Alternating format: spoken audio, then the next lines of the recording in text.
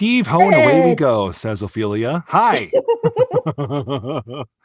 We're back finally. That's totally my bad. I've been dealing with a bunch of crap behind the scenes, going back to school, finishing a semester with nearly straight A's, and I'm almost done with my entire certificate. So really excited for that. Beyond that, family has been like top priority. So we haven't seen you guys in quite some time, but I'm glad to finally welcome back Ophelia and Hayden and Micah when they arrive. We're already late, and I don't have a whole lot of time to be able to play tonight. We're going to go basically until 10:30, if that's cool with you, Kim. Oh, yeah. Okay, so 10:30 my time. And yeah, I think we're going to get started. Now, when we last left off, we were making a run for the Chapel of the God's Hand, escorting a lad called Horseshoe. Perfect. And remind me the circumstances of why we were bringing him along. Why we were bringing him along is he Molotoved Quarry's old family home. Correct. Hey, no, eso de dada.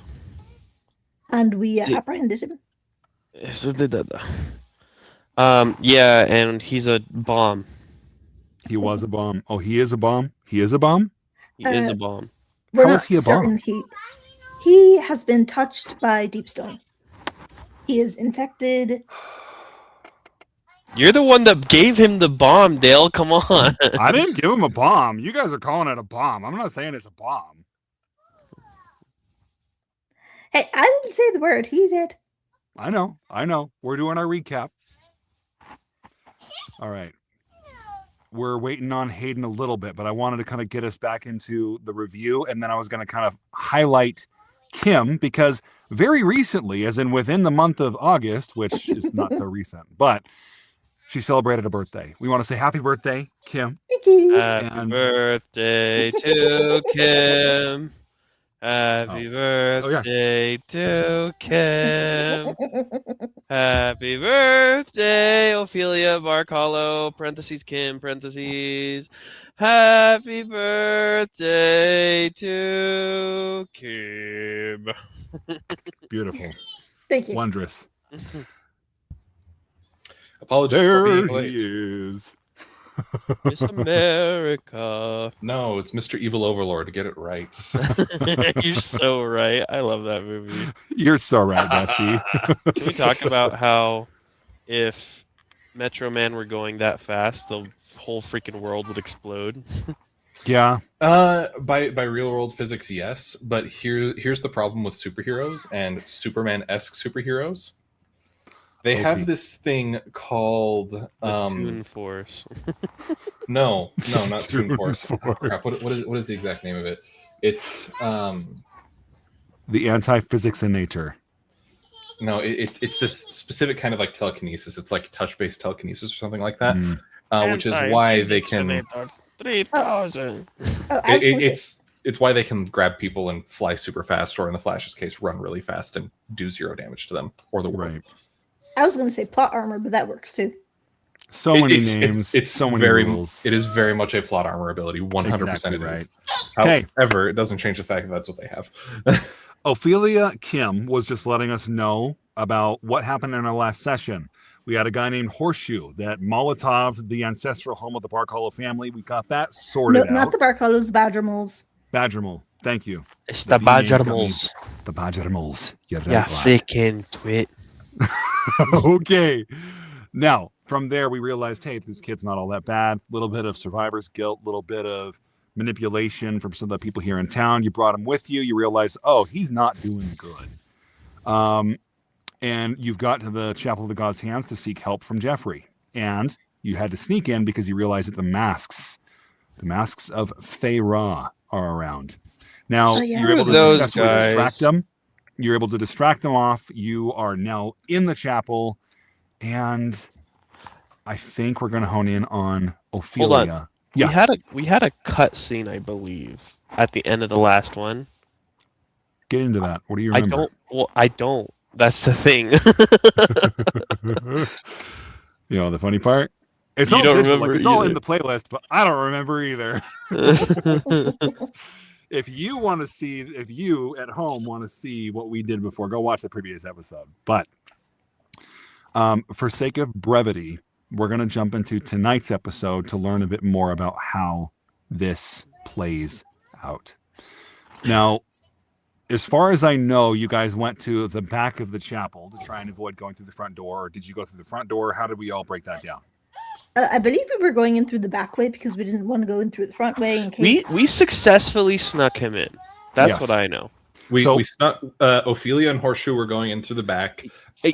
Quarry and I were probably going in through the front because we caused a massive ruckus. That's right. Yeah, they And I glared at them as And they we all crit on you, Dale, you piece of crap. It was so bad. Like, what happened, man?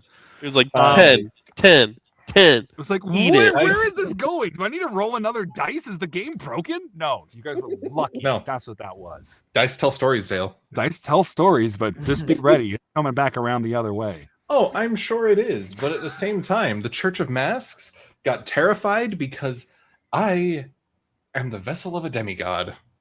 And they can't We're going to see how compete that with plays out. We'll see how that plays out. As you guys are from two separate directions, you guys have entered through the back, like, living area of the chapel. It's essentially underneath the rostrum, underneath the front stand of the chapel, where, you know, Jeffrey has his kitchen. Derek's will occasionally poke his head in because he's kind of too big to be in that space. And I believe you've called for Jeffrey. He's there with you at this point, or he's coming to you guys to see what's going on. Horseshoe is, now that you're out of like the daylight, even if it's diffused through overhead clouds, you have candlelight. It's a little bit easier to kind of focus in, and the kid looks gaunt. Like he's not eating well. You knew that he was kind of already kind of lackluster when it came to his complexion, not looking super healthy. Now you can tell. Bags under his eyes. There's even a little bit of a yellow pallor to his skin. He's, of course, coughing into his fist, and he's got these like finger cut gloves. So the fingers poke out of his gloves. Ragged cloak that he's wearing, and that's basically it. Tunic, boots, trousers, all that jazz. His only really earthly belongings. And when Jeffrey kind of rounds the corner, the back room takes up the back portion of the chapel itself. In fact, if you were to go up the stairs in this chapel that's kind of sequestered off in the corner of the main chapel area, that's how you get up to your rooms. But your rooms are on top of that living space for him. His room is actually past in the far corner. That's where his quarters are. His guests sleep above him in the floor up there. As he comes in and rounds into the kitchen, he sees you two. Here's the doors behind him of the chapel itself bang open as these two are arguing and going at one another. As the doors close, they kind of quiet down because obviously the gig is up. Jig is up. That's how you say it. I mean, to be fair, when I launched into the middle of the plaza and scared the crap out of everyone, I did glare at the members of the Church of Masks. Yep. And kind of being smug, kind of being I know you're here, you Yep. can't evade me. Yep. All right. Now, I'm going to make a very important roll. Anyone that wants to can tap in using their senses or awareness. This is a very awareness-heavy group, so I'm hesitant. Okay.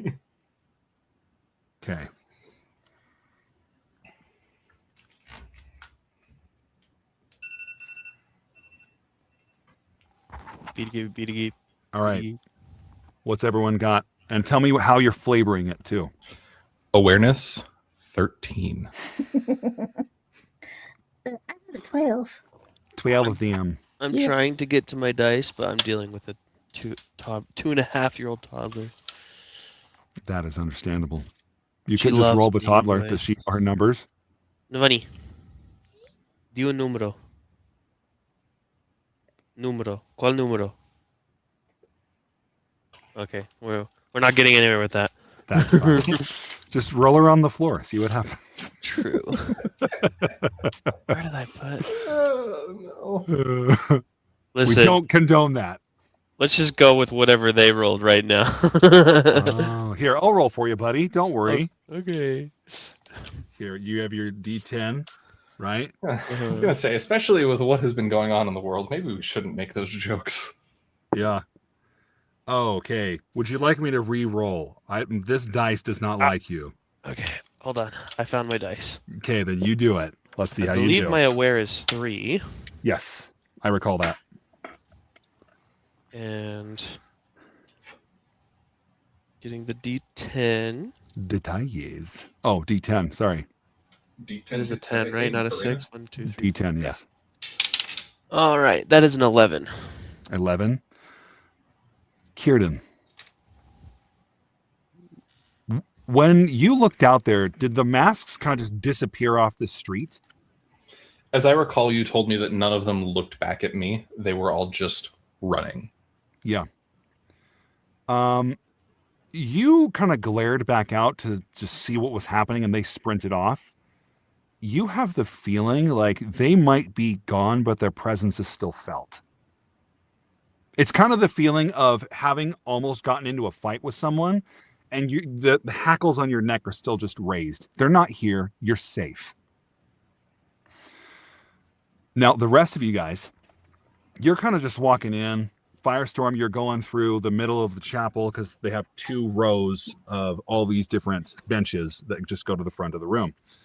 You walk up straight to the rostrum. You hang a left towards the door that leads to the living quarters and living space. Turn left or turn right underneath the rostrum, where you can then enter the kitchen area.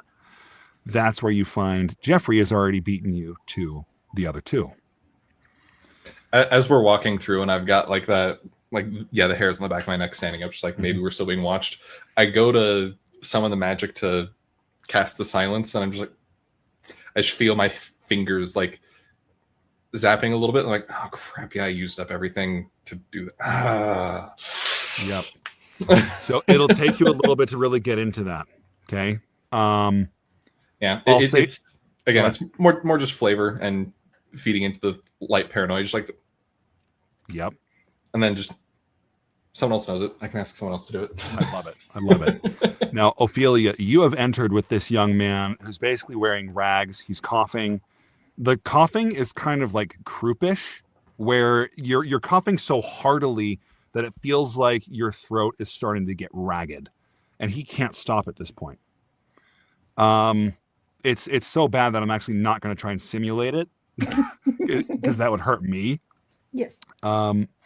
Jeffrey comes in and immediately goes to his side. Like he knows a sick person in a church when he sees one.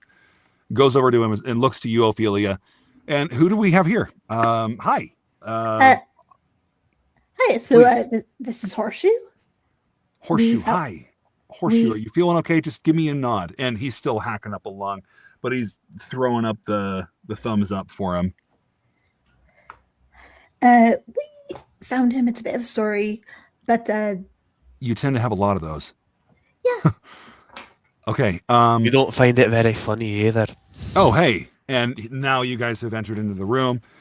Yeah, come on. Come. So we'll skip the story for now. How can I help you? You brought him to me. Okay. He immediately understands, okay, this is less about, oh, he's sick, he needs a place to sleep, and more of a, oh, frick, things are going down. Immediately casts, boom. For having rolled as high as you did, let me do one thing. Jeffrey starts going onto he starts going down his little rabbit hole and recognizing what's going on. I was about to say, like, hey, Ophelia, Jeffrey, can one of you cast silence? Like, this needs to be private. So But he's actually now concentrating fully on his magic. And we're going to go with that. And you can still say that. So Ophelia, Okay. I'll let you pipe in once this description is finished. Okay. A little bit of a cutscene. He is then able to cast a spell that you feel immediately, boom, within the realms of magic, within the realms of the spiritual. Even in the real world, we can acknowledge when something beyond our understanding has hit our senses. Our hackles might be raised. We might feel a tingle up our back, up our arms.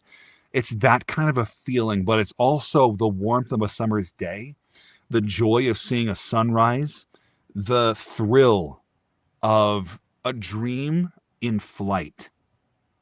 All of those sensations come to you as you realize he has cast simultaneously 3 different domains of magic in one spell. This is the Chapel of the Gods' Hands, and for a priest of multiple gods, he has some stuff up his sleeve. He has casted this awareness spell, and because he rolled low, he's not trying to shield this from you, but you guys rolled high. And as you're sensing this, you realize that this is a detection. It registers on awareness. Because of his immense magical preparation, he can actually layer multiple spells into one, which is something you'll be able to do later on. Now, he has simultaneously cast awareness on top of senses, on top of, I believe it was brawn. No, it was grace. All 3 of those are layered together in this moment to provide him insight, 3 different types of insight into his condition. And he, as he's doing this and kind of mulling over and trying to make sure that he has all of his thoughts straight so he can talk to you guys, Ophelia, Kierden has just delivered that invitation to cast silence around the chapel, the room, however you want to handle that. Great. See, trying to think, how much mana did I use up last time? Because I think that the people that burned through the most were Quarry and Kierden. I burned through 100% of mine. Okay. Okay, so I've still probably got a little bit of gas in the tank. Have we So, have we talked about what in-game time, like non-combat in-game time Right. regeneration looks like? In-game regeneration is facilitated through in combat is facilitated by choice, right? It's such a fast-paced environment, you cognizantly have to choose to take an action to regenerate. Typically, it's best that you're hidden so you avoid damage. If you've taken cover, even better. Otherwise, it's a slow process out of that. This is an adjustment from what we have done in the past. I'll be very clear on that. That's only to ensure that as we're playing these very powerful characters, that there's some balance to what you can do during a combat situation. Storytelling, yes, flavor it. That's something that I appreciate about Hayden is as a player, he will burn through his mana, but he will be tracking his mana. So it's not just a deep-seated 100 mana deep pool that he draws from. We're trying to make this a story experience. If you want to maintain continuity, you have to be honest about the numbers. So again, as a reminder, your mana pool is both of your soul stats put together. Okay? That's the most you can spend. Why do you think have my to soul recharge. stats are so high? There you go. I like being big and grandiose. It makes it fun. There you go. Now, that in mind, if you're recharging out of combat, that's going to be something you elect to do, and it will take time. So in combat, you can recharge 1 mana per action, right? In the real world, I'm not going to put that stipulation just as long as you say I'm recharging. And after we have like a scene or so, you can get up to like half of your mana total. But if you're recharging, keep in mind you got to kind of pace that out in your head and say, hey, I've got maybe like 1, 2, 3 tops right now, or I've got up to 6, whatever it is for your totals. And sidebar for flavor with this, knowing that he might need some soon based on scenarios, after he tells Ophelia and Jeffrey, like, hey, maybe we need silence for this just because I want to make sure even if there are no prying eyes that they can't, if they do come, they still can't get anything. Right. As he says that, he then will put his hands together, and while he is going to be focusing on the conversation and getting all the correct information, he's also actively recharging at the same time. Yes. And that totally tracks. That makes sense. So Ophelia is going to cast the spell, and her version of it, what that looks like, is all the doors and windows, and even if there's like a little tiny crack in the wall, becomes covered over with willow branches. So are these like manifesting physically, or are they magical? Magic. Nice. Just So like these spectral willow branches cover over any windows, doors. Like I said, even if there's like a little tiny mouse hole that gets covered over. that's Whereas so mine freaking cool. whereas mine manifests kind of more like my lightning rod Yep. symbol. So As it's almost like the imagery that I have in my head is that the inlay of the window in the wall is now completely boarded up by just this overgrowth, but it doesn't extend beyond that. It's limited to just that inlet for the windows, for the doors, and for the tiny little mouse hole that's over on this side. There is nothing coming in or out by way of sound or visuals. It's completely obscured. You are safe. Now, as Jeffrey is looking at Horseshoe and kind of puts a hand on his shoulder. Are you doing okay? Like, truthfully. And from that point, you feel again this boom, a pulse on the etheric net. And you realize that he has just pumped in some mana into Horseshoe. And this kid, oh crap, the DM's challenge of trying to remember an accent for a character he hasn't played in 3 weeks. I believe he was Scottish. We're going to go with Scottish. But as Jeffrey's working with him... You have to make it sound like a kid, though. He's a young man. Don't worry about it. No, that's too deep. He's a young man. Don't worry about it. There you go. There you go. I will not be doing that. So... Boo. Hold your boundaries. Hold your boundaries at home. All right. Jeffrey is just trying to work with the kid, and... Are you sure you're okay? And he's just hacking up a lung. He throws up a thumbs up until he starts to stagger. And that's when Jeffrey kind of catches him, hand on his chest, pumps in mana, probably like 5 points of mana immediately, just to give 10 points of HP to this guy.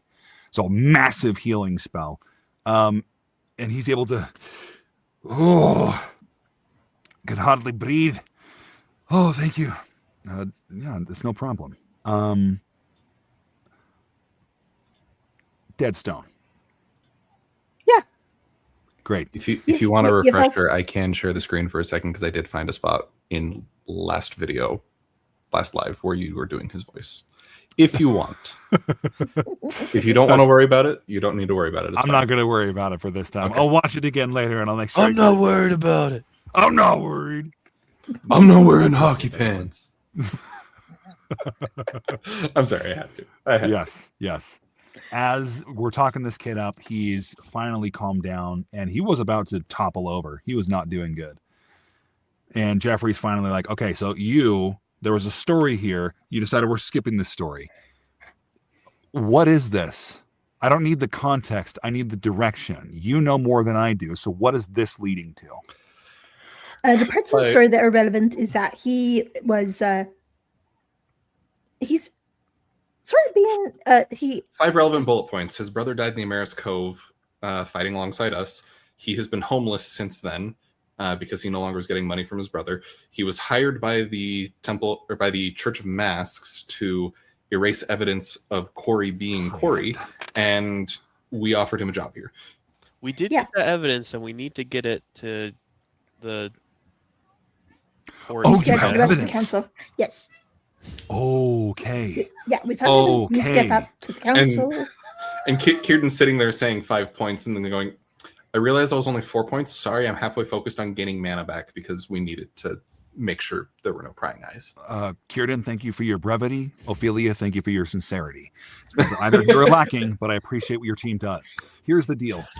You need to get that information up to base as soon as you can. So get that stuff back to the council chambers and make sure it's vetted, make sure it's copied and put into every library that you can.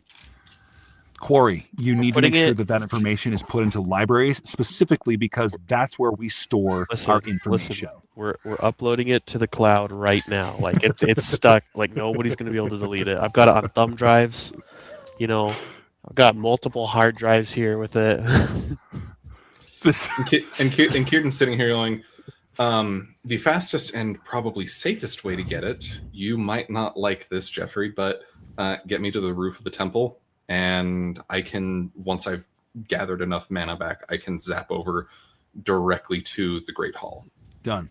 I want to ensure that you have the right people, because if you're connecting with people that are bought and paid for by someone in the council that doesn't like you, I would say start with the houses that you know like you.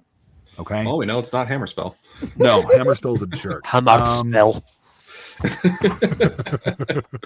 But I do want to specify this as well. We can, given that we know that the Church of Masks is after us and they are trying to erase the evidence. Here's another way that we can go about it.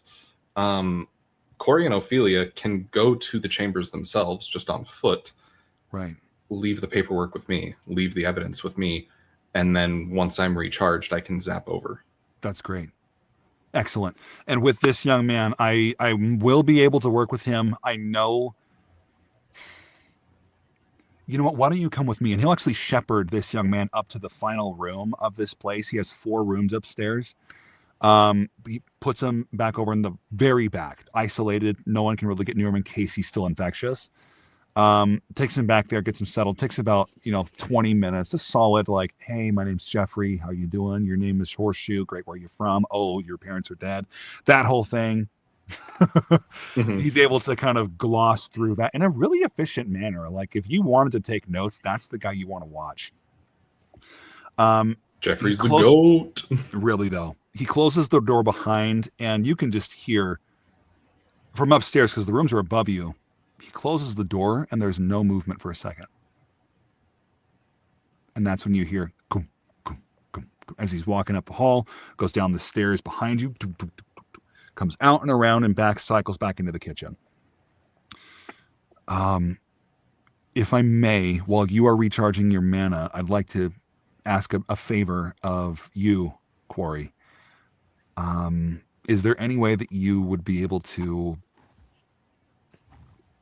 I can heal him, but I can't cure him. I can give him more strength to fight what's going on, but I don't know that he's strong enough to fight it in the first place. I think he needs a purge. So if you'd be willing, I would love to have you work with him and just see if you can't help him. I'll see what I can do real quick. Thank you. I'm gonna It's go all in best and to ask him, because while I know that I can purge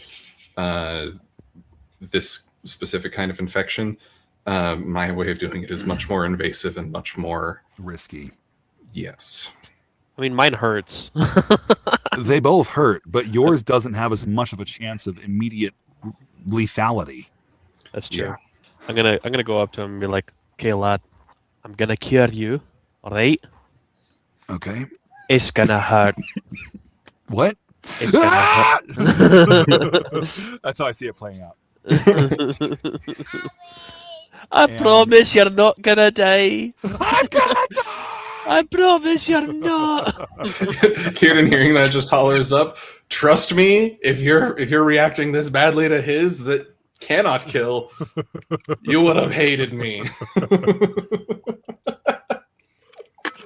All right. Now, you guys are, after another 30 minutes or so of trying to work with them, calm him down, Jeffrey brings up a little bit of food, something really like proteiny to kind of help him like gather strength, some carbs, water, lots of water. Finally, you're back in the kitchen. Things are quiet. Kieran has been gathering his energies.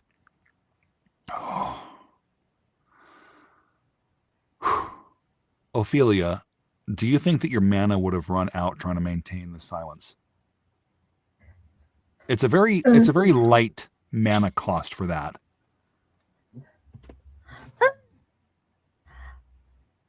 Honestly, I probably would have dropped it after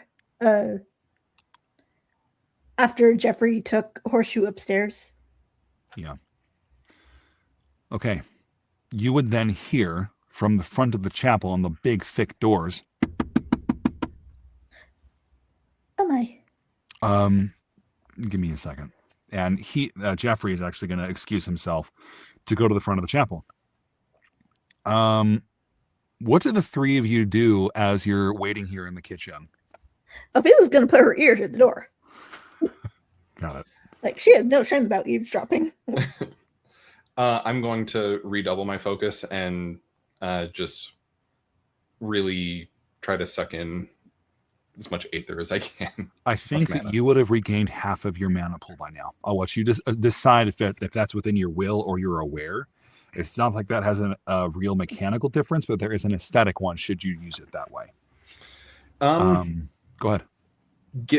Given Given that I Actually, am, do me a favor. I want you to play to it. Don't introduce it to us just yet. I want you to play to it as we get into the session. Okay. okay.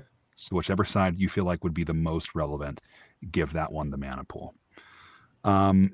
Now, Corey, I apologize. What are you up to now that you've healed our buddy and have come back downstairs? Is what we're waiting for necessary, or should we get? That's up to you. Like there was a knock at the door. He's going to check it out. You guys have a chance to coordinate. You have a chance to. Who plan out. would be knocking at the door this late? It's late, isn't it? It's getting to evening. Like the sun's going down. It's winter time, so it's already pretty dark outside. I thought we were around like midday-ish because we left early in the morning. No, you're right. You're right. So you're coming up on late afternoon, and considering the hour that you spent just in the building, you're starting to approach a little bit of like a little evening, tinges of evening, but it's still overcast. It's just getting darker. It's like 4:00 and it's wintertime, so it's definitely dark out because we're in the middle of a mountain. Correct, and you're north. Yeah, but yes, the sun goes down at like 5. Correct. Yeah, so the sun is not all the way down, but it may as well be for our purposes. As you are hanging around, is this necessary? That depends on you, Corey. It's your decision to continue to investigate. Ophelia's already got an ear to the door, per se. If you want to interact or coordinate the next few steps of your session here, this is the chance for you to do that. Yeah, so we need the immediate threat of Horseshoe blowing up is over, I think. Yeah, you were successful. In fact, let's roll that out right now. He has got he's probably got a D6 because he's not helpless, right? Navani, why'd you put my dice? She's just borrowing them. She likes to share. Oh, there it is. Okay. All right.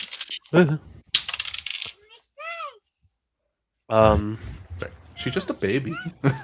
What skill am I rolling? You are using your whatever magical skill you wanted to use to impose that effect upon him, that purification, that purging. I guess it would be will. So that's gonna be a 6. Okay. With his, I'm going to say that by the time you're done, he is conscious. He's very tired. And as far as you can tell, you do not feel the buzz in the back of your head that says, oh, he's infected. He's infected. Just that natural instinct that you've had in the past of, oh, there's a presence of something bad. I have to purge it. So I think he's good. Now, Excelente. As you guys are now talking together, the immediate threat, done, fixed, right? We need to go. We got to go give this proof to the council and solve this dilemma once and for all. Right. Give me just a second. Now, As she's listening into the whatever's going on the go other ahead side and of the door. give me a census to start with, and then we can get creative with the results here. I'm going to be rolling, considering that this is a larger space and he's at the front door. I'm going to start with a D10. We're going to see if you can do something to shrink either the dice or the scene threat level. Kieran will, as this is happening, he'll tell Corey, just make sure before you guys leave that I do have the documents. I want to make sure that they get there in one piece and that nobody tries to steal them off our person. Not that the average petty thief would try that on us, given what we look like and how we've presented ourselves in the city so far, but I want no chances. Right. Now, I agree. so go ahead. Sorry. Is there? Do we have them in like a? I think we had them in like a strong box, basically, didn't we? You found them in a strong box. If you want to retroactively say that you just put them back in the strong box and just kept it on your person in like a jacket breast pocket because you're just that thick, beefy dwarf that has bigger clothes, I will allow that. Yeah, I mean, I would definitely take the strong box. It's my parents' strong box. That's awesome. It's also kind of it's an heirloom. Like it's another proof that this is legit. Yeah. So make sure you have that in your inventory as well. Strongbox with the documentation, right? documentation, family drawing, and I think there was something else, but I think it might have just been those two. I guess in the meantime, Mhm. I'm assuming where we're at, there's like a fireplace at least. We're in Yeah. the kitchen, aren't we? Yeah. So you have a little bit of like a hearth kind of a thing over in the adjoining wall. Um. I'm gonna try and And- make like a charcoal copy of. Oh yeah. So this one, this one is going to be more of smarts or grace. I'm gonna be give. I'm gonna give it to Kieran and have him. Yeah, so I'll take one look at it, recognize what you're asking me to do, and go, dude, I'm not a document forger. You're not forging anything. You're rubbing. Okay, you're just rubbing the charcoal on top of it. Oh wait, is it like a paper inscription or is it a stone inscription? This is paper. Oh, okay. I had it in my Mhm. mind that it was a stone. That's fine. Yeah. Yeah. Um, I'm not a document forger, Corey.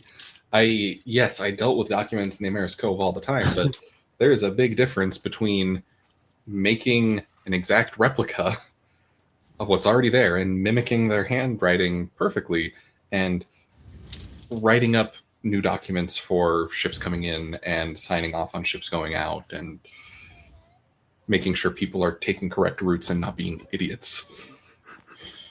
he's gonna. And Uh-huh. on that last one, like you'll see Kieran's eye just like twitch a little bit, giving the signal of, you have no idea how many of those I signed. Quarry's a loss. Goes, and then he's gonna go. Well, Felix, can you do it?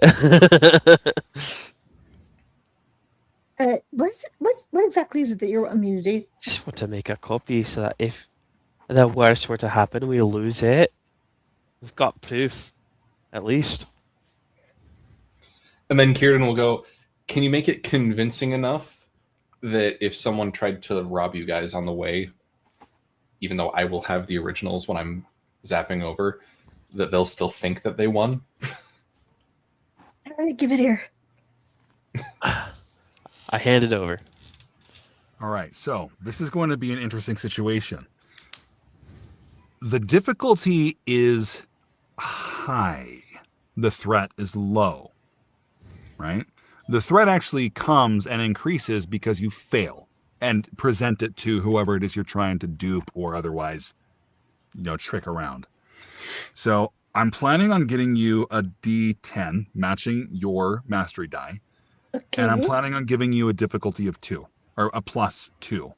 One for the quality of your work and one for the fact that this is a legal document. There's some Okay. nuance here. So, what stat would this be? Grace or smarts. All right. I do want to add, in the conversation, Kieran probably would have thrown out a, like, if someone brought up like, well, like you could brand things with your lightning rod mark using your lightning, like, yeah, there's a big difference between that and charcoal. Like, this would not look official. I'd probably just burn the paper. All right, what's your number, Ophelia? All right, I rolled a 9. My grace is 2, so 11. Plus, you said you were giving me 2, right? I am giving myself 2 Oh, for the you're giving difficulty yourself- of. got it. There you go. An 11 barely misses. You're able to create a proficient looking enough document. It might be enough to fool somebody in a hurry. Correct. If we were to, in fact, I'm actually going to give you the document itself looks like an 11, right? So if someone is going to really stringently look at that document and roll higher than an 11, that's going to be pretty hard to do. You did pretty well. Considering where we are and who we're working with, that might be more common than you might hope. But if you can get it to the right people that are dumb enough, if you really want to put it that way, you could have it fly under the radar and avoid the people that would be more paranoid. In other words, given who might be stealing from us, it will probably fool them if they try to steal along the way, but it probably wouldn't hold up at the council. Right. Correct. Now, as you are doing this, you hear some shuffling over in the chapel area, and Ophelia, you're like, oh, snap. And you get up, you go to the door. Finger, ear. What the frick? I looked at my hand on screen, and it's immediately where it went to. Ear on the door. This Finger. is what you are able to hear. Actually, go ahead and give me a senses roll. Okay. I'm going to roll a d8 this time. Number to beat is 4. I rolled an 8, so Okay, more than crit. Okay.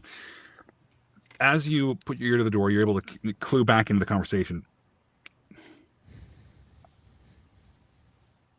That we had to come in here, and I really had no other choice, but I know that that kind of magic has been exhibited on site before. I need to speak with her. If you just give me 5 minutes, it's not really up to me to say yes or no. We can make the invitation. I'm not their representative. You're the closest thing that they have. They don't talk to the council. They're not reaching out like what we expected. This goes against almost every protocol. I understand that, but it's also been 70 years since you've had actual leadership. This is a major realignment of your culture as leaders, as presiding authorities over this particular people. You got to give them some slack. I understand. All of these things are accelerating since they got here. And I'm not certain that that's within my purview until today. Please let me speak with her. Again, I will make the invitation. I'm not their representative. Give me a minute. Thank you. Ophelia, roll smarts.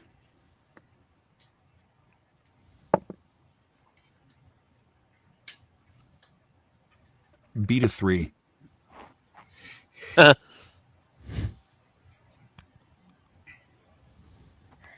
meets it, beats it. Got it. Oh.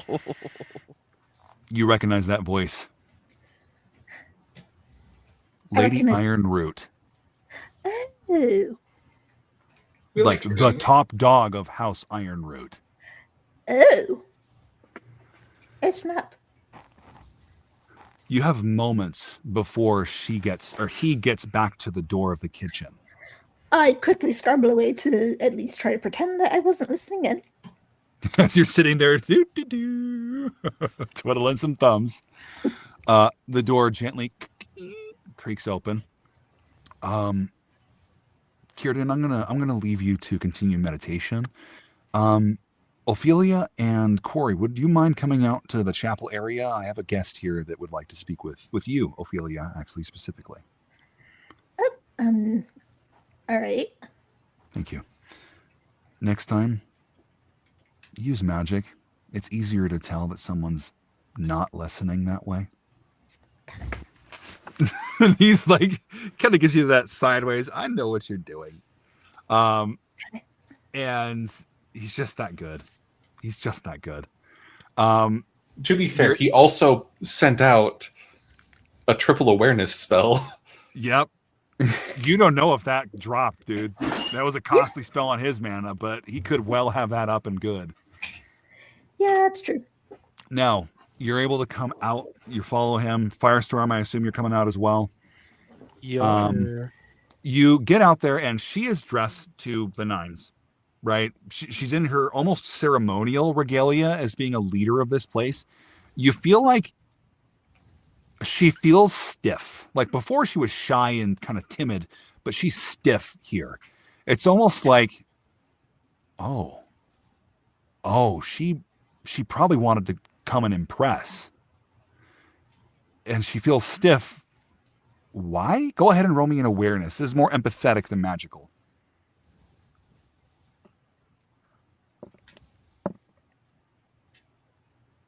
Jeez. It's a 9. You do not beat it. You know that she's stiff, she's off balance, and that's about all that you could pick up from her. Now, Jeff, being the gentleman that he is, he gestures. Lady Ironroot of House Ironroot. She's here seeking you directly, Miss Ophelia. Ophelia will bow. That actually brings down the difficulty. Let me. I'm gonna roll a d4. That was very impressive to her. She already likes you too. Okay. Your modifier going forward, unless things sour, is going to be +1 for the world die, for the response from her and the situation. She's only going to have a +1 against you. So she is still very stiff. She's trying to, stand up tall. She's a stone brow, so she's a little taller than you. Definitely not taller than the Firestorm.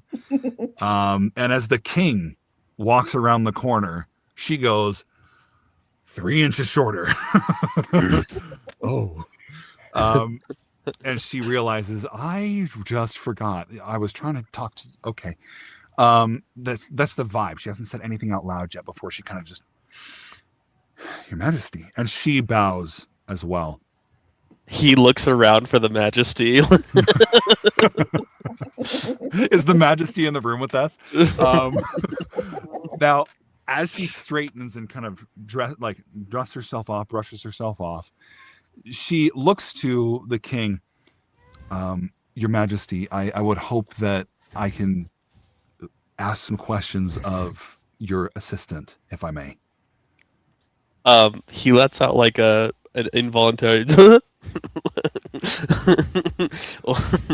She's got this confused look on her face for a second. Am I hearing any of this from back in the kitchen? Absolutely, dude. The door wasn't shut on the way out. I can't help myself because I'm having a slightly harder time focusing now, because I have shifted what my focus on regaining mana was for the time being. But I just holler out, it's like, he's been back with us for about a year, Lady Ironroot. He got ported 70 years into the future. He's a little awkward, and he's definitely not used to this much regality. Yeah. None of us are. That's right. And she gives this kind of awkward but relieved laugh. Like, Kim, not Kim. Ophelia. No, Bonnie, stop. She's sticking her hand in my mouth. Oh. Ophelia's not my assistant. She's my friend. And then I am at your service, Lady Ironroot. Okay, thank you. I have been primarily responsible for the agriculture of Kael'vor. It's in my house. My house is my life, and the purpose of the house is to grow and to find ways to grow in an environment that is ultimately inhospitable. And you would not believe the techniques that have been developed over the centuries of our house's existence. That said, I've encountered something that is both frightening and potentially incriminating. Over the course of my time with leadership, I have gained access to a deeper understanding of technology, of magic, and how these things can benefit and be of benefit to my work. I've also learned that it is imperative to know the types of magic that can trace magic back to its source. And I have found something quite disturbing in one of our most sacred sites. Now, one of the things that I'm going to draw to your memory right now, stepping away from the cutscene, you guys might have forgotten, so I'm going to bring this to your memory. As you first arrived, as Lady Ironroot is speaking to you, she's describing things that bring images back to your memory. Images of carvings that you could see from a distance as you approach the city. You could see carvings, and there was actually a carving that was in view as you came around the bend towards the front gates. Massive stone hands that have like a series of waterfalls that look like little trickles coming out from between the fingers, as if a person were holding water in their hands. These hands are massive, and they're holding spring water that is descending and zigzagging and fueling the agrarian, there it is, the agrarian water system for that part of the city. literally kind of if you go to Costco, they have those like 6 cakes in one round, and they're sliced up into different portions. That's kind of how Kael'vor looks from the top down. And each one of the houses has their own slice. Their slice is predominantly growth. And anything outside of the central city is just populace. The workers that come into the city to work the fields and then leave for the end of the day. Those hands, as she's describing, she is telling you that with winter coming on, they've never had an issue because the water is a geothermal vent. It's naturally treated with minerals. It's rich with so many good kinds of nutrients. That's why they're able to grow in the middle of winter. Not only is it warmer, it helps kind of keep the soil active, but it's also refueling what is essentially a 24/7, 365 rotational cycle.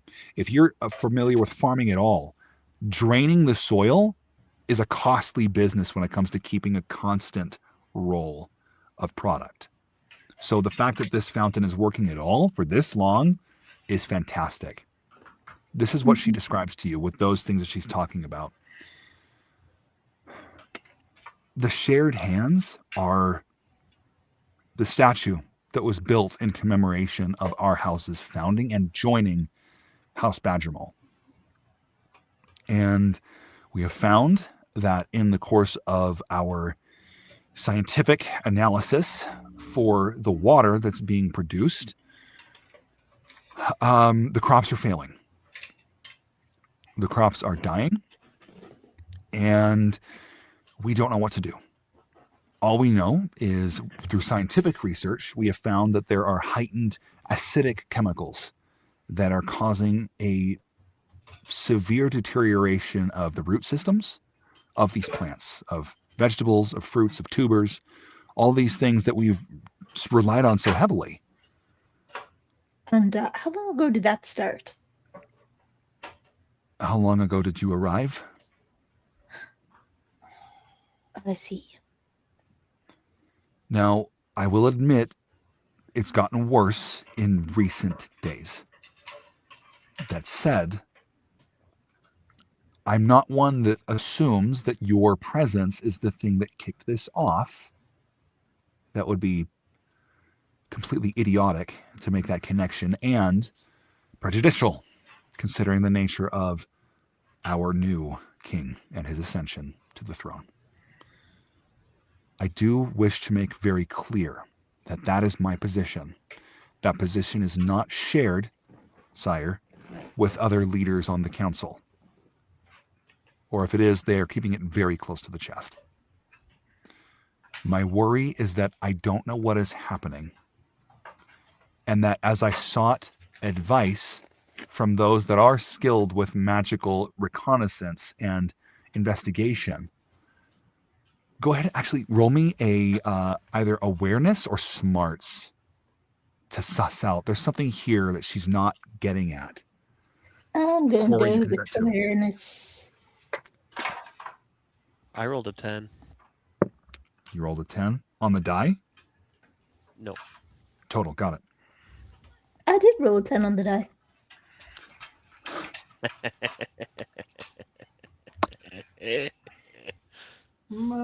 I hate you both. That's the sweetest smile. So you realize that she has been so desperate to figure out the reason why she's gone to House Hammerspell. There's no one else in the city that knows magic like they do. So she continues, in seeking further guidance, we've realized that there are traces of magic that existed that were cast elsewhere in the city, and they've only been cast once. And that is when she is able to specify they were cast last night, sometime in the day, maybe evening time, in the council chambers. It was an organic spell. It was something to do with vegetation. And in that much, it was also a corruption of sorts. And I wish to make no offense to His Majesty or to his friend. But I need to ensure that these things are known to the right people in the right way. And this is when she kind of, I could have gone to others. I could have gone to say, hey, we want them out. This is the first time in a long time that I've ever had a shot at unifying the council. And I've been fighting for this for so long. I'm so tired. Bunch of stubborn stonebrow, and we can't get a single thing done. But I know we can if we can bring ourselves together. Did you or did you not cast a spell of some organic material yesterday afternoon? Yes, that was in fact me. I was just having a walk through the halls, and I noticed some of the architecture, and it reminded me of Roots. So I just tried to, I guess, see if I could summon something. It's very hard to summon things this deep in the mountain. I do better when there's actual like sky. That's actually exactly what my consultants told me. It's difficult to summon that kind of magic, which is why it stuck out so well. Now, the other thing that must be stated is that there's actually 2 spells that were cast. The first was what I had described, and the next was a pure vegetation magic, as if that previous magic had been removed or a different emphasis was placed, a different magic entirely was cast. Can you confirm that? Yes, that was also me. I was my magic's been a bit funny since we arrived, and that was, both of those were me trying to just make sure everything still works. I'll be very plain. This is when her face kind of darkens. I'll be very plain. Your magic might have been corrected. What I'm gathering is that you tried to correct your magic. Is that not right? Okay. Your correction made your magic work, and somehow it made the magic of this place, it made the minerals of our spring that fuels our agrarian system corrupted. That is the connection that I have to work with. It is not definitive, but things will escalate very quickly because of the consultants I have selected. Regardless, I will. I'm assuming you're here asking me to try to fix what I've possibly broken. Correct. And if you can, if I'm able to, I will do everything in my power. No joke intended. To fix it. Kieran will come out of the kitchen at this point because, again, with his shift, he's having a much harder time actually being able to focus, given that he's hearing all of this happen, which he's fine with. He knows that he'll have time after everything is all done. Do me a favor, roll a d4, and whatever the result is, subtract that from your total mana for the distraction's sake. Does that make sense? In fact, do half of a d4. Are you talking about the mana that I've already gotten? Because the total mana pool for your distraction's sake and like kind of fighting that off, I'm trying to give you a little bit of an aesthetic to play with if you'd like to have it.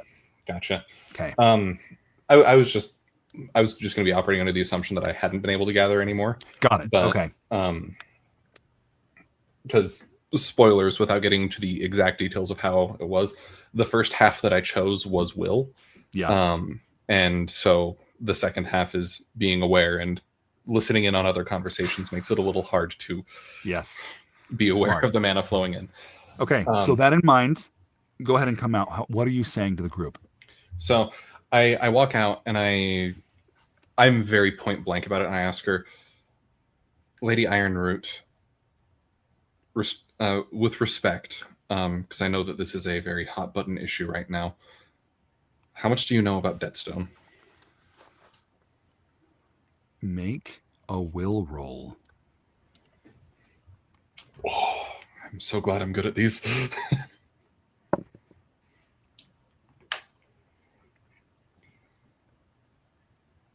11.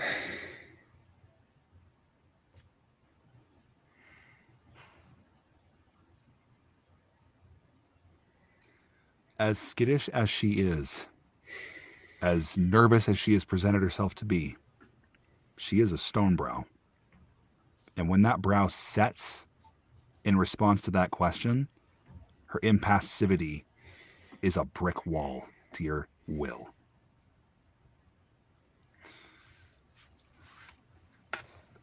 To which she just cocks her head and says, "Tell me more." The reason why I ask is because, as much as I don't like talking about this, because it is about my hometown, I'm sure you heard about the incident that happened to the Amaris Cove. Of course. And you discussed that in the council chambers with us. It was part of the status that you were trying to wield in order to rally the troops, per se. I Correct. can admit that I was roused myself, but I will also admit that I was scared to lend my full support. And I absolutely understand that. What happened in the Amaris Cove is that there was a sickness that was going around. It was an infection from a dark god, one that's been asleep for a long time and is finally waking up. I have reason to believe that the dead stone in the city has been infected by this same entity. And it's entirely possible that some of that may have gotten into the water supply. I don't have evidence or proof to say that that is the case, but we've seen it all over the place. Okay, hold on. The little one was trying to speak. Ophelia? Yes. So about the incident in question about me using my magic. So the thing that specifically happened that I was trying to correct was my magic was briefly overtaken by an emissary of the entity that Kieran just spoke of. Do you have any information on this entity? And as she's starting to get more stern with you, like this is kind of a vibe shift for her from what you've seen before. That's when Jeffrey kind of steps in and says, as far as we understand, we're collecting further information. I don't have any. This is when he starts to really kind of, you don't recall a time when Jeffrey has ever floundered when it comes to his theology. He is shifty on this. It's not because he's hiding something. It's the kind of shiftiness that comes when you don't have something to draw from. Right. As he's trying to explain, this is something that has been encountered in millennia past, but I can tell you right now that we do not have a concrete name for you to pursue. I am free and able to give you what research I have to ensure your success, if you would like further intel. The one thing we can say for certain, given that we have encountered his vassal, his vessel, whatever you want to call it, on a His number of emissary occasions. is a tauren with solid black fur, black horns. Tauren haven't existed in this part of the world for more than 70 years. I'm aware of how it sounds, but I'm not I certain that understand. you do. I know. I know, it's I'm entirely aware it sounds convenient. completely bonkers. It's We're dealing with a dark god here. It's a Tauren. It's real. We fought him multiple times. the Tauren were involved with the opposition. Oh, hold on a second, guys. The opposition. Not the opposition. No one ever suspects the Spanish Inquisition. This break brought to you by Trigger Happy Dice. Woo! It is like storming Sponsors. so bad, and my wife. It is like the lightning's been flashing. Yeah, I had to open that so she could just run inside. It is dumping. I might even need to go and like help her again shortly. So let's wrap up this cutscene and have a quick break, okay? Okay. You don't understand that if this plays out poorly, the Tauren were involved with the Fellwinger very heavily. They were trying to ensure that their coalition One, so that they would not have their lands overtaken in the north. Meaning, this could be very well taken as an act of war. Fresh. It's been 70 years. We've heard nothing. So if you're telling me that this Tauren is coming forward as an emissary of some dark god, as the king has just said, my apologies, Your Majesty, for my frankness in speaking, we have to acknowledge that if this is not handled quietly, this could blow up so much further than any of us is capable of doing on our own. And that's where I'm going to pause us. Okay, I will be right back. Okay. I don't know. It seems kind of racist to base one Tauren off of war.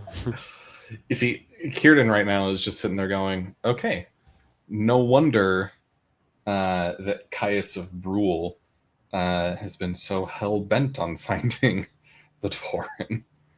Not just because it's threatened his bloodline for ages, but because he wants to avoid war. That makes perfect sense. Damn.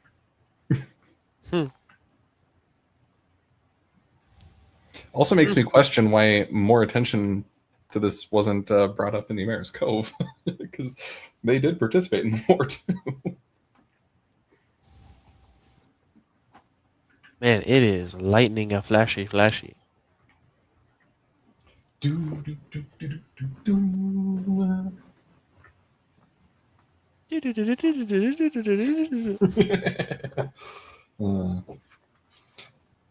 I don't know why I started thinking of a Christmas song. I kind of hate myself for that. That's funny that you're considering that song the Christmas song. I bless the rains down in that, because I know you're talking about Straight No Chaser. Except, I think that is Straight No Chaser. No, the what I'm thinking of when they do that is they go into a partridge in a pear tree. Yeah, that's Yeah, Straight No the- Chaser. Christmas. Straight No Chaser, 12 Days of Christmas. They start Right. with. They start Yeah, with 12 Days originally of it's Christmas and Toto somehow end Africa, with- but yeah. Yeah. Partridge in a big In a pear big tree. I hate myself for it because I am firmly in the camp of leave Christmas in December. That was a sweet Adeline. We started preparing our Christmas music in freaking July. I was at Costco today, and they had Halloween decorations up right next to the whatchamacallits. Well, yeah, it's Summerween. What do There they are call no. the nativity? It was a nativity set. Yeah, it is Summerween because there's no like major. The stores change their entire layout holidays between 4th of July and Halloween. Dang. So I know some people don't like it, but it's spooky season. It's spooky season. Yeah, it's spooky season. It is not Halloween season yet. You're wrong. Nope, it's spooky season. It's about to be September. When, like, I consider September to be like the start of spooky season. Embrace the spooky. No, Yes, I refuse. do it. I am a firm believer that every holiday needs to stay in its lane, aka its month.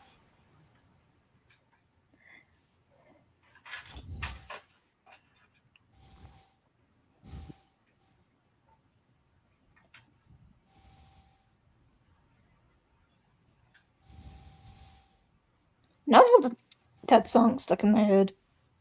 I'm sorry. Dreidel, dreidel, dreidel. I made you out of clay. I'm back. We've got about 30 minutes to wrap up tonight's session. That is a hard cutoff. And I've got one last sequence that I think you're really going to enjoy. Is Okay, everyone back and is everyone ready? I'm ready. So ready. Doing it. Okay. Kieran, you have heard some economic news and understand that a lot of the shifts that have happened from the council were due to an economic threat. You know that Brule is involved. You know that even nations outside of Malbanara might be involved. You are now getting information dealing with an internal struggle, manipulation, and something you never actually witnessed from Ophelia, that she was trying to cast magics. She was trying to figure out if she was trying to fix her magic or if she was trying to just experiment. I imagine you trust her. I mean, you've lived this long together. You've worked this long together. You've survived together. And I think, Círdan, that you're sitting on all these ideas as this woman has just posited the potential that there might be something nefarious at work beyond her. Not because of her, but beyond her. Right. So she's posited that it could be war, and Círdan pauses for just a minute, lets it sink in, but he then responds with, I don't know if maybe it does seem like a direct act of war. The Amaris Cove was cautious, but they didn't think that this was any kind of direct attack from the Felwinger and from the Tauren. What I can tell you, and given how you have interacted with us today and back in the council room, I feel that you are trustworthy, and I will share this with you. King Caius of Brule has been looking for this Tauren too. He didn't say anything about war, but he did say that it's been a plague on his family for generations. Okay. That's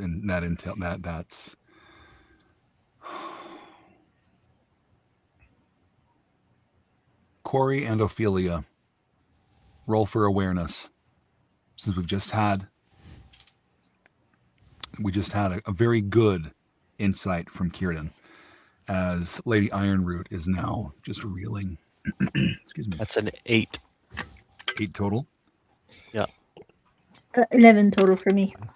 Before you get into it, Círdan will also say on the back end of it, now granted, every interaction that I've had with Caius is one where he seems very, very bent on keeping his cards close to his chest. So I can't say for certain, but I can tell you what I know based on what he has told us. Oh, sorry.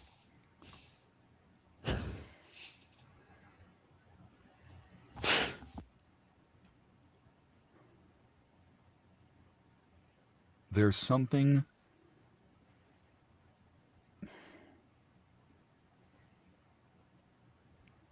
a thought occurs to Ophelia and Corey that affects you in different ways.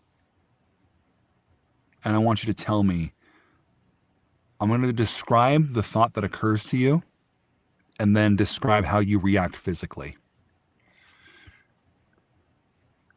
You guys have been very open about the proceedings of the economics and all that. You now have the insight that the Tauren, his presence, would inflict war. The presence of a Tauren inflicting harm upon an Empire partner, ally, would be considered war. Kael'vor is considered a sovereign entity, which means it's separate from the Empire, but it lives within the Empire. The thought that occurs to you with your results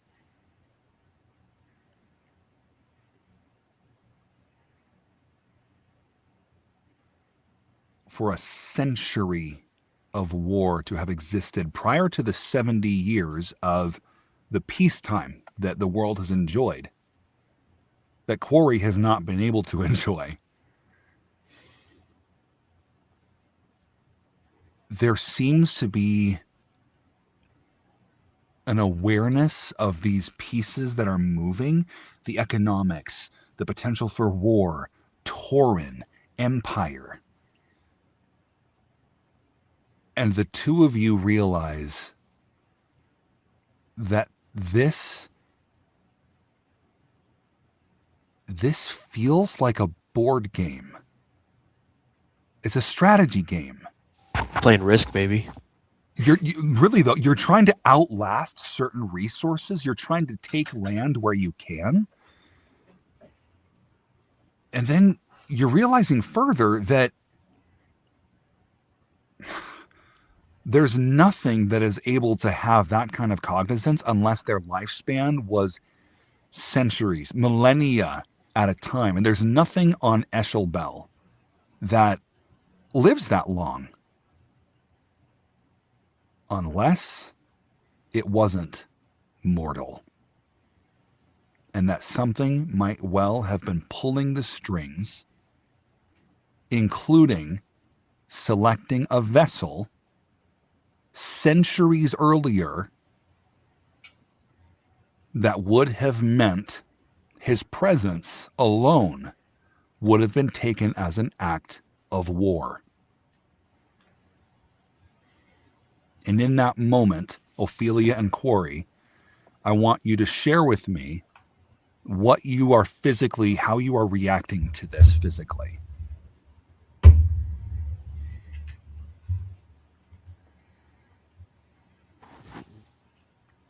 I think we're pretty much insinuating it's the Dark God, right? Mm-hmm. Quarry is not at all surprised. Like, he's a dumb idiot, dumb head, but like even he knows that pretty much everything bad that almost contributes to the idea that everything bad happening is this guy's fault. Mm-hmm. I imagine that Corey would also be sitting there going, no wonder Nefta and Belgar whisked me away for 70 years.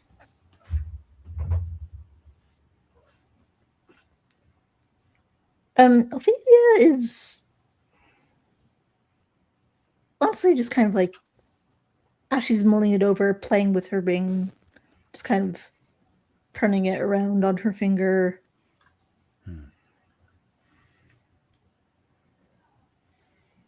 Thinking back to that day and thinking back to the incident with the Tauren and their conversation. And making a mental note to, after this conversation is over, to talk to Bartholomew. Make sure you jot that down on your character sheet as well. Mm-hmm. That'll be a really important role play that we do. Now, as you're talking, Círdan, these two have had this major revelation. You have shared some key insight, but what I want each of the three of you to do is to roll your awareness one more time. And Círdan, I want you to do so twice. Take the higher result. Ooh. This is pulling from your first roll of the session where you were trying to sense the flow of things outside.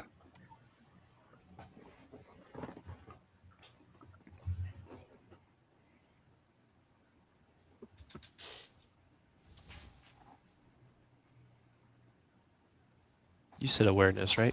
Awareness, yes. The number to beat is a 10. Good thing I got a 13, baby. Baby. I also got a 13. Wow. 15. Crap. Get crit on, Scrub. We are aware. You were so aware. Okay. Círdan's sitting here like, I see it all. I see everything. No, it's to quote a stupid meme, just, I'm hooked up on effing 5,000 milligrams of caffeine, Mean Gene. I can see sounds. I can see everything. Exactly. So as you're seeing sounds, it's funny that you bring up that meme, because at the moment, sound is what you're experiencing. Sound. Words. Foreign words. Words that sound like they haven't been spoken in a long time, a millennia. And it's, if I had a comparison of recent memory, it's this rhythmic, deep, strong beat. And the words are lilting and smooth and curving and curling and rolling over the top of each other. The modern equivalent would be if you have seen the trailer for Dune Part 3, when Paul Atreides is chanting quietly in the beginning, that's what this feels like. And because you rolled the highest, Kieran, I want you, what do you do? How do you react when Akidin herself says, go look out the front window now? Do not go outside. The immediate reaction, he just immediately starts walking towards it. Like, I think everyone in the room would actually notice this. His eyes, they don't just flash with power. They are just a pure turquoise, shining out, actually, as he just walks forward, pausing only just enough. And it's like the slightest like twitch of his leg as he starts walking to say, I'm sorry, I've been instructed to go and look at something. And you are walking around Lady Ironroot. Oh, okay. And again, like, he's still trying to be as polite as possible, but it's very much just I have been instructed, I must go. I apologize. Yep. As you are doing this, you near the window. You're following this to the letter, as far as I understand. And you realize you're looking at the backs of soldiers that are also dressed in Ironroot green. So they're her people. You kind of connect the dots. She was stiff because she couldn't bring in her posse, right? Mm-hmm. This is neutral ground. Now, what you notice visually is the back of this soldier and maybe like 4 others at the door and on the street. But you're getting flickers, like the instinct to clue into your spiritual sight. If you were to use Mind's Eye right now, that's the feeling that Akiden is pressing upon your memory. Okay, which is funny because that's not an ability that I have demonstrated the ability to use. I think if Ophelia and you have had contact for this long, you can share that spell right now. So Ophelia, read off the terms of Mind's Eye. I'm not sure there's like actual like terms. Yeah, I didn't specify. I got you. Essentially, Mind's Eye acts as a magical sonar, right? What was the mana cost on that? Did you jot that down? I believe I've just kind of been using the same spell casting rules for. It's what, 1 mana to cast, and then for every round, it's 1 mana to maintain. Yes. Correct. You can also change the range. It's a single direction that you'll kind of like sweep around. It's literally sonar. But there's rare cases where you are powered up and amplified. You can pulse that out in all directions for a single snapshot. Yes. So write that down as you will. And at this point, you can use that. Spend 3 mana maybe just to get that out there. And remind me again, Hayden, how much it costs for you to use your lightning teleport. So we haven't established some things with it, not a lot of super concrete things with it. We've established distance wise. If I use a full mana pool, I can go quite far. One example of that being from the Three Sisters Lakes to the peak of one of the mountains. Yes. We've established at least to that far. We haven't established if I can go further than that. Right. Which is why I'm assuming that from the top of Jeffrey's Tower, if I were to expend a large amount of mana, I could make it to. I would give you that your mana total, I would believe, is something around 5 or 6 right now. I'm at 4, given that I didn't take any of the extra since I was trying to be aware of the mana around me and just willed 4 points into me. Then this is how we're going to play this out. Cast Mind's Eye at 2. Okay. As you become aware of the things unseen, you see the soldiers kind of like a dull gray fuzz in in this like 3D sonar space, right? You see people I do- walking up and down the street. Go ahead. I do also want to flavor what it looks like when I cast it. Oh, 'Cause yeah, if I remember correctly, with Ophelia, it's like an orb pops up on your forehead, right? No, And this is the other- circlet lights up. That's right. Okay. There you go. For Kierden, as he casts it for the very first time, you see briefly over his entire body a silhouette of Akiren, whether it's in humanoid form or in turtle, I don't care. Probably flickering between the two, actually. Yeah. Until it settles as kind of a mask over his face, overlaid with hers. Love that. As you peer out, it's almost as if you're seeing with the discernment of a goddess. And it's a new experience. It rushes into your intelligence, your intellect, your registry. And as you're looking out on the road, you know that there's bypassers going across, but you feel this chanting and chanting and chanting and chanting. The three of you do.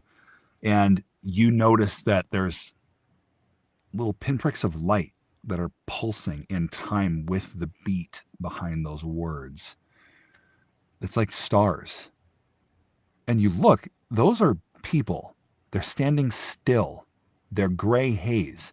Do you pop out of there to see cognizantly and with your own sight without magic?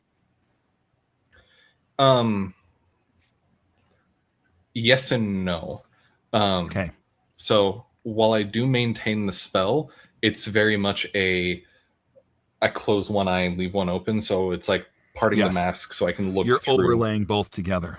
Right. You do that and you realize there's two pinpricks. One on the far side of your vision and the one on the other side of your vision on the road, on the street. And you look and you squint out, starting a little darker. One of the masks. This time dressed with a white robe, a hood, and a blood red mask. The same on the opposite side of the road. These two are chanting. And then you see a third pinprick of light directly across the street from you. Another mask, blood red mask. And another coming out from an alleyway between the one on your far left and the one dead ahead of you. There's more, and they are coming in increments. The chanting is getting louder. One thing that you know about this place is that it is magically powerful. It is safe here.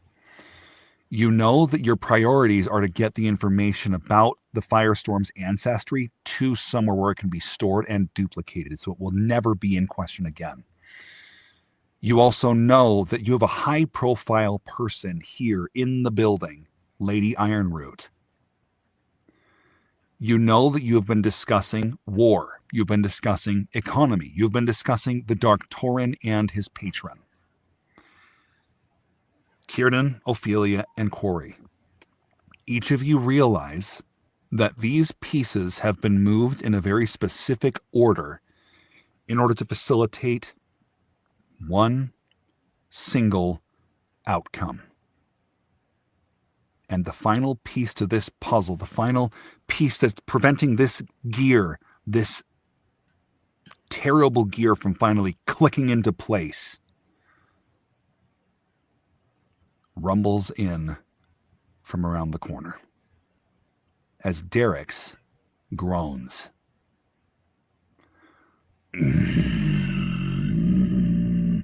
As you see his green light flicker purple. You feel the chanting, do, do, do, do, do, do, do, do, do. And that's when you realize his green light has a split second of purple in the exact same increments. Do, do, do, do, do, do, do. Suddenly, Derek cries out as a spear of purple crystal comes up and separates his head from the internal structure of his body and stone construction. Now, that spear is about as long as my fingers at this point, but he is almost 9 feet tall. And to see that continuing to grow and spear out of his body over time, when suddenly another from between what might be his ribs, it's just one solid piece of stone construction, shatters the stone out, and another group, a cluster of crystals, these purple dark crystals, start scattering up and across his body, glowing with the same increments. You start to hear from upstairs Horseshoe hacking loudly. The three of you realize that this was a hit. What do you do? Jeffrey immediately looks to Kieran. Do you have the record? Do you Yes, have I the do, proof? but- Do you have it on you? Yes, but I don't have enough mana to get to the palace. He is going to run to you, slap his hand against your chest, and pump in 5 additional mana right now. I will also pump in as much as I can. Don't do that. He is going to, you can. Listen, he's giving you the advice. Don't do that. Whatever is happening, I need whatever you can. You need to make the choice. Give the mana to him to get the message out, or save the mana to protect against what's coming. As soon as he says don't, Kieran will just say, no, that's exactly what I needed. I'm confident with 7 that I can make it to the palace, given distances we've established with a full tank versus only a point or 2 zapping over. All right, so you're good. Yeah, I'm You good. can get there. At that point, he will book it upstairs to the nearest window, open it up, swan dive out, and as loudly as possible to try and disrupt the chanting. Boom! Thunderclap. You are instantaneously hanging off of the pinnacle of what is the spire that kind of registers, hey, this is the council chamber. Guards are actually going crazy right now, just so you're aware. Help sell it with how fast that is. When I materialize, I'm not holding it, and I quickly grab it and I spin around it 5 times before stabilizing. Ooh, Now. you know what? And it's just like the recognition, like that was good, man. Holy crap! It's been a while since I've moved that fast. Firestorm, you are realizing that Derek's, this massive 9-foot tall construct, is towering over the room and is malfunctioning severely. Something growing inside of him that might have been stored there with good intentions is now being corrupted at the same time that the young man upstairs that you cured is now getting worse. What do you do? And Ophelia, jump in as well. This is a very dynamic system. Whatever ideas come to mind first, jump in. We're not trying to overshadow one another. We're contributing. Everyone here is contributing to the overall story. Oh shoot. Ophelia, if you have something you can jump into. Micah, if you need time, you can say so. That's fine. Okay, so Horseshoe's getting worse. I didn't cure him. You did. You were able to your understanding, you were able to assuage the symptoms, but I was very wishy-washy on the terms of whether or not he had been absolutely cured. Right? Can I try again? You can run upstairs. You also have a giant robot that's about to freaking go ballistic, and you don't know how. But Yeah, I'll be addressing the robot.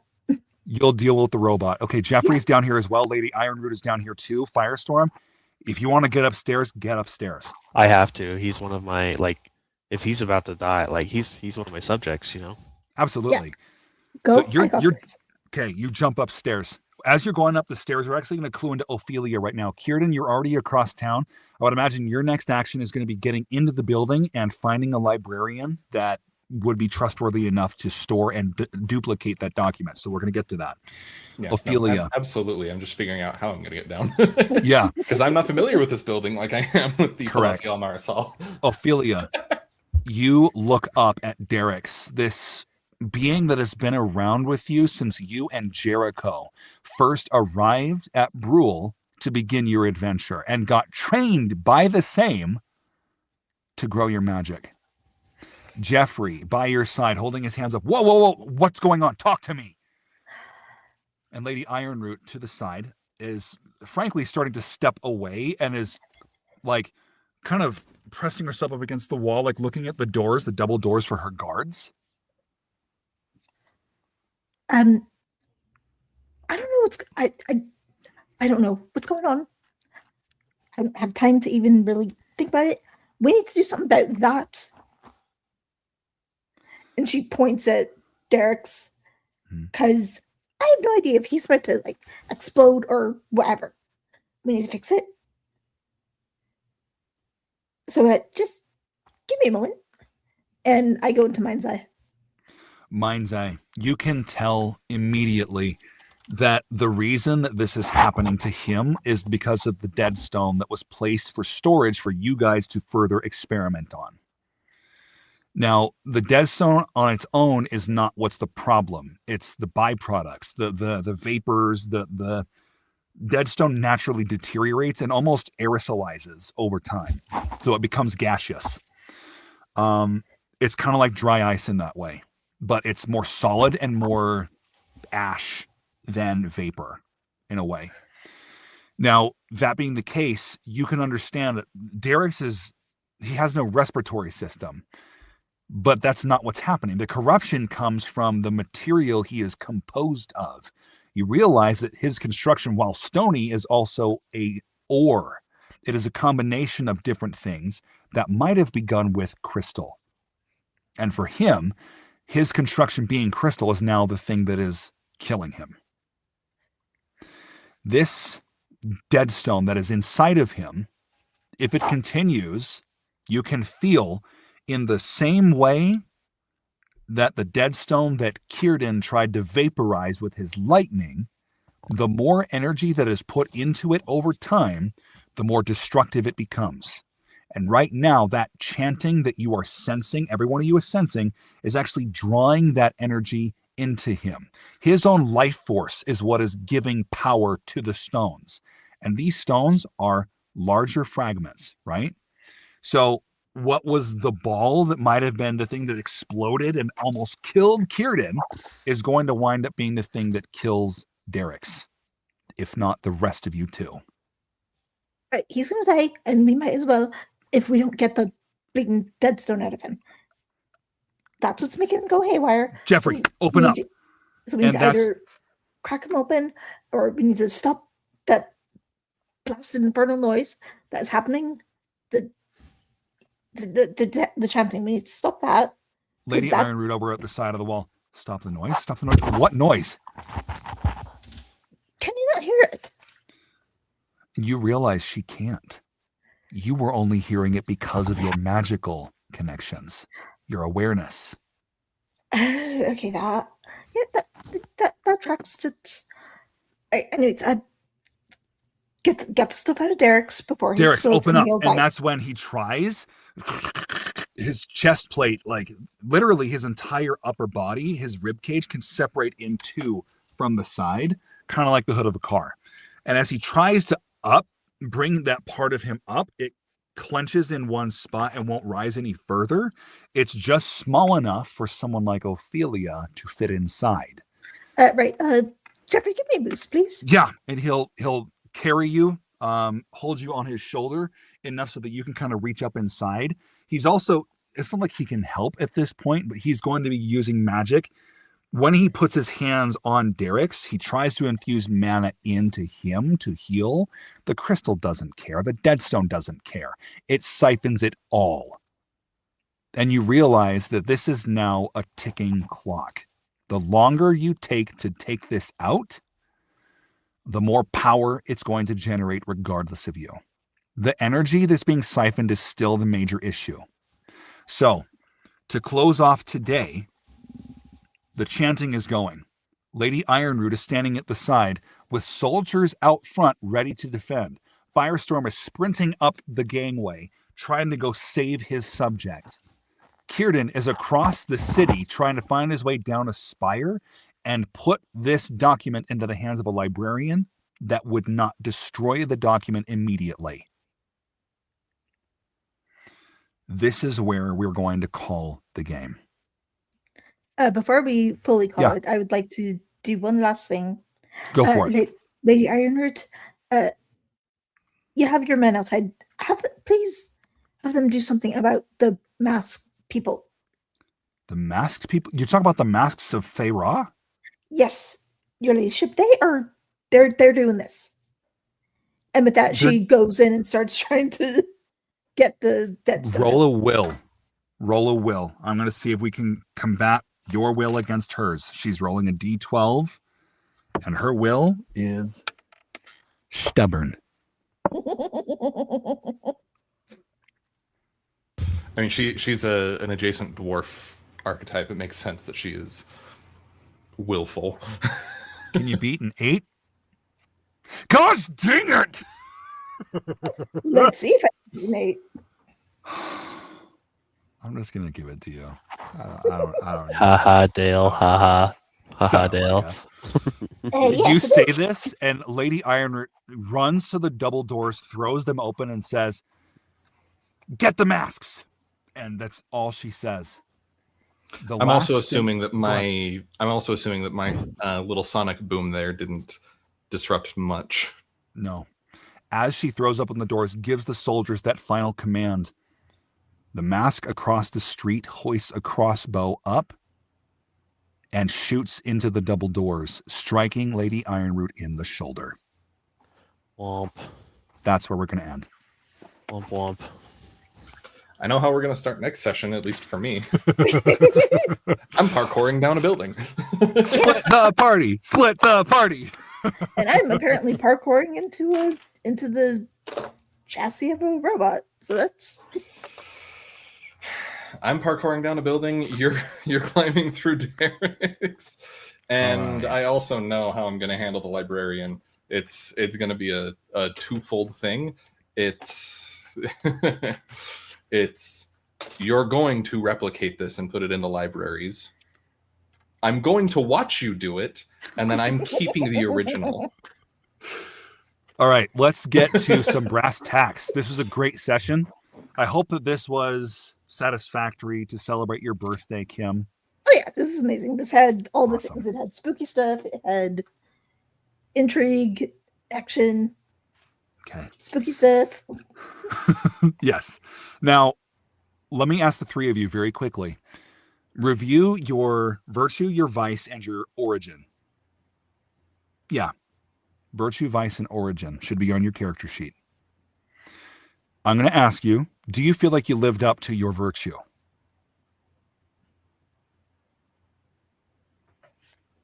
I would say I did. Adaptability. Great.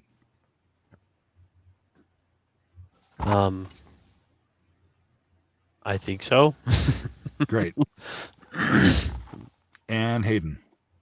For a portion of it, yes, I'd say that Kieran was living up to patience. Okay. What about your vice? I didn't really have any opportunities to show my deep-seated pride. Okay. I'm doing something incredibly foolhardy right now. Getting up close and personal with a ticking time bomb to try to Yeah, defuse it. absolutely.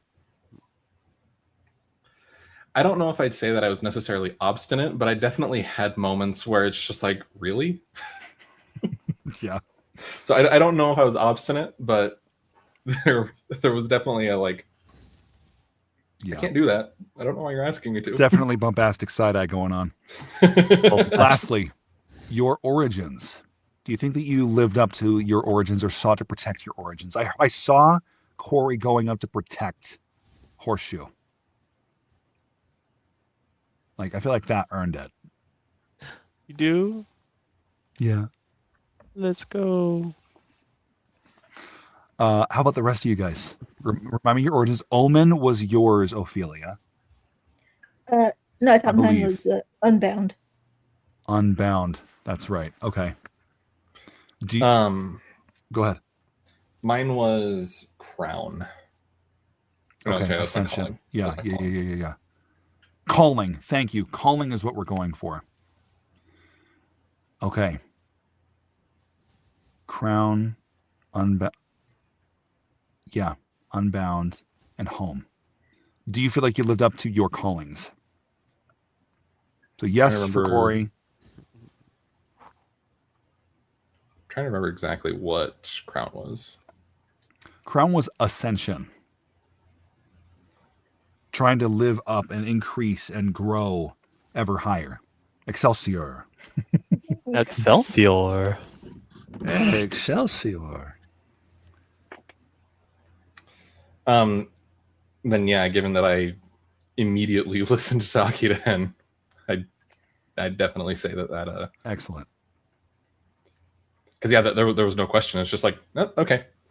Okay. Ophelia, Unbound. What do you think? Remind me of what. Sorry, I know.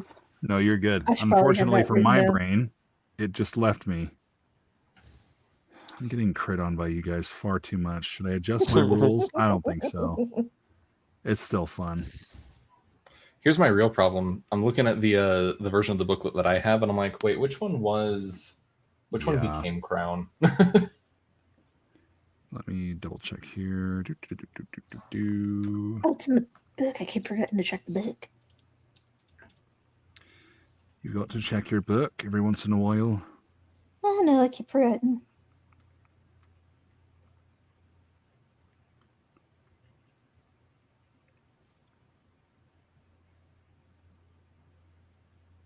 Storytelling engine. Okay. There it is. Maybe? Boop. All right. Unbound, I think, was. There we go. Liberation. To break chains, defy false limits, and become self-directed rather than ruled by fear, law, expectation, or control. I think an argument could be made that I kind of lived up to that. Okay. I'd say each of you has plus 3 XP. Yeah. So, Okay. That's it for tonight. Thanks so much. I've already pushed 7 minutes past. I'm going to go hang out with my wife. I'm going to go hang out with my wife. There we go. Good night, everyone. Thank you for joining us on the Eternal Podcast. Thank you so much. It's been so much fun playing with these guys. It's been far too long, but we hope you enjoy. We'll catch you around. Bye. Bye.